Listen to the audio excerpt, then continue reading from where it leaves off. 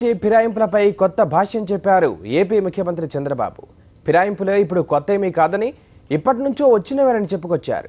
ఫిరాయింపులు తన కోసం కాదు, రాష్ట్ర భవిష్యత్తు కోసం అంటూ కవర్ చేసుకున్నారు. ప్రతిపక్ష నేత వైఎస్ జగన్మోహన్ రెడ్డి ఇచ్చిన స్టేట్మెంట్ వల్లే ఎమ్మెల్యేలు పార్టీ ఫిరాయించారని ఆరోపించారు. గతంలో మా ఎమ్మెల్యేలను తీసుకోలేదా అని ఎదురుదాడికి దిగారు. అసలు వైఎస్ జగన్కు అపాయింట్మెంట్ ఎలా ఇస్తారంటూ ఢిల్లీ పెద్దలను ప్రశ్నించారు చంద్రబాబు.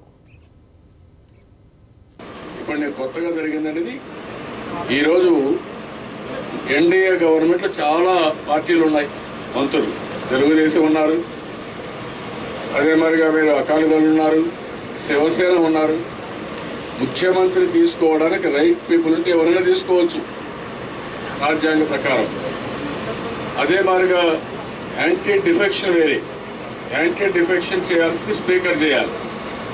అదే మరి వీళ్ళు ఎన్నిసార్లు తీసుకోలేదు మనుషుల్ని? మీరు పాత చరిత్ర చూస్తే మా పార్టీ వాళ్ళని తీసుకోలేదా?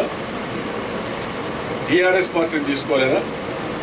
ఆ రోజు మీకు వచ్చినప్పుడు మాత్రం ఆనందం, ఈరోజు మీతో డిఫర్ అయితే మీకు బాధ. నేనేం చెప్పాను, వాళ్ళు డిఫర్ అయ్యారు. నీ ప్రవర్తన నచ్చకుండా వాళ్ళు డిఫర్ అవుతున్నారు, రాష్ట్ర ప్రయోజనాల కోసం డిఫర్ అవుతున్నారు. డిఫర్ అయిన వాళ్ళని మీరు రావద్దండి. కొంతమంది ఎమ్మెల్యేలు కానులు కూడా వచ్చారు, చాలామంది వచ్చారు. వచ్చినప్పుడు నేను ఏమంటున్నానంటే రాజకీయ కన్సాలిడేషన్ జరగాలి.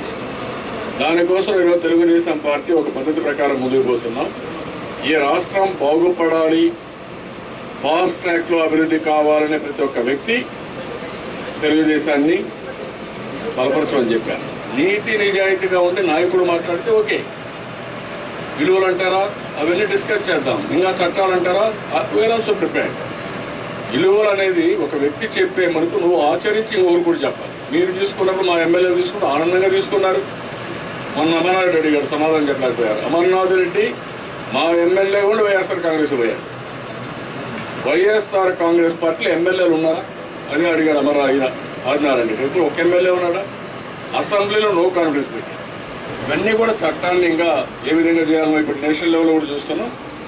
ఒక్కొక్క పార్టీ పైన నమ్మకం ఉన్నప్పుడు కొంతమంది ఎమ్మెల్యేలను కూడా రాజీనామా చేసి వెళ్ళిపోతున్నారు, కొంతమంది ఎమ్మెల్యేలను కూడా చేరుతున్నారు.